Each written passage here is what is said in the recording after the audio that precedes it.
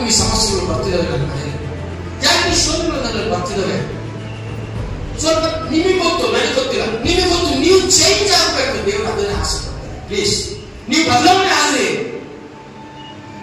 ನೀವು ಬರೀ ಟೈಮಲ್ಲ, ನೀವು ಯಾವುದೋ ಹೆಚ್ಚಾಗ ಅದನ್ನೇ ಪ್ರೀತಿ ಮಾಡೋದು, ಹೆಚ್ಚಾಗ ಅವ್ರನ್ನ ಪ್ರೀತಿ ಮಾಡೋದು. ಅರೆ ನೀನು ಪ್ರಾಣ ಕೊಟ್ಟು ರಕ್ತ ಸುರಿಸ ಎಷ್ಟು ನಿಮ್ಗೆ ಎಷ್ಟು ಪ್ರೀತಿ ಮಾಡ್ತಿದ್ದೀರಿ ನೀವು? ಎಷ್ಟು ಪ್ರೀತಿ ಮಾಡ್ತೀವಿ, ಎಷ್ಟು ಪ್ರಾರ್ಥನೆ ಮಾಡ್ತಿದ್ದೀರಿ ನೀವು? ಆಲೋಚನೆ ಮಾಡಿ. ಇರೋವೆಲ್ಲ ಕಳ್ಕೊಂಡಾಗ ಆಮೇಲೆ ಎಷ್ಟು ಮಗ ಹಂಗೆ ಮಾಡಿದ್ರು, ಇರೋವೆಲ್ಲ ಕಳ್ಕೊಂಡ ಅಪ್ಪ ಅವಾಗ ಬಂದಲ್ಲ ಬದಲಾವಣೆ ಆಗಿ ತಕೊಂಡು ನಮಗೆ ಬೇಕಾಗಿಲ್ಲ. ನಾವು ಕಳ್ಕೊಳ್ಳೋದು ಬೇಡ, ನಾವು ಉಳಿಸ್ಕೊಳ್ಳೋದಕ್ಕೆ ಪ್ರಯತ್ನ ಪಡೋಣ. ದೇವರು ಕೊಟ್ಟಿದ್ದು ನಾವು ಉಳಿಸ್ಕೊಳ್ಳೋಣ, ನಾವು ಉಳಿಸ್ಕೊಂಡು ಇನ್ನೂ ಉಳಿಸ್ಕೊಳ್ಳೋದಕ್ಕೆ ಪ್ರಯತ್ನ ಮಾಡೋಣ. But you have to change from today.